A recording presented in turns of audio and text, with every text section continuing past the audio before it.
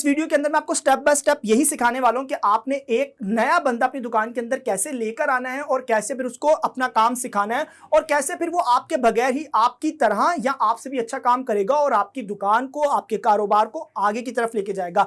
सबसे पहले आपने आइडेंटिफाई कर लेना कि रीजन क्या है कि पास्ट के अंदर आपके पास कोई बंदा आया तो वो आपके पास नहीं टिका, या फिर आपको पसंद नहीं है कि आपकी दुकान के अंदर कोई बाहर का बंदा आए और क्योंकि वो सही काम नहीं करता। तो वो रीजंस आपने आइडेंटिफाई करने और उसको कागज के ऊपर आप लिख लो। जैसे कि रीजंस हमने पहले जो बात की वही हो सकते हैं कि यार ये पैसे की चोरी करेगा, काम ठीक नहीं करेगा, छुट्टियां बहुत ज्यादा करेगा और बीच में काम छोड़कर चला जाएगा। अब आपने ये रीजंस लिख लिए। अब बात करते हैं इन सबके सॉल्यूशन की। नंबर 1 है कि आप नया बंदा जब लेकर आओ तो उससे क्रॉस क्वेश्चन करो। अपनी जो प्रॉब्लम्स आपने ऊपर लिखी हैं उसके हिसाब से आप उससे ये पूछो कि यार आप जो हो अपने आप को 1 साल बाद कहां पर देखते हो।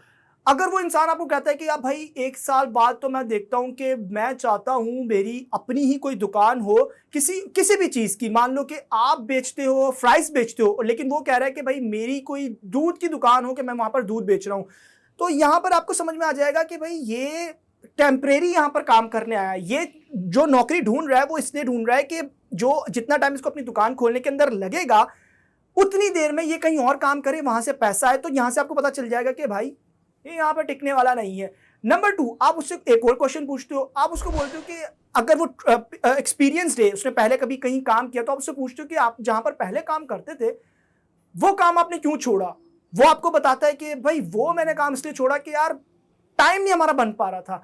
वो मुझे बुलाते थे सुबह और सुबह देखो यार मुझसे नहीं उठा जाता, मैं लेट हो जाता था, तो वहां पर लेट होने के ऊपर मेरी देखो यार कितने बेवकूफ है, मेरे पैसे काटते थे, इनको अकल ही नहीं है, तो इसलिए वो मैंने काम छोड़ दिया।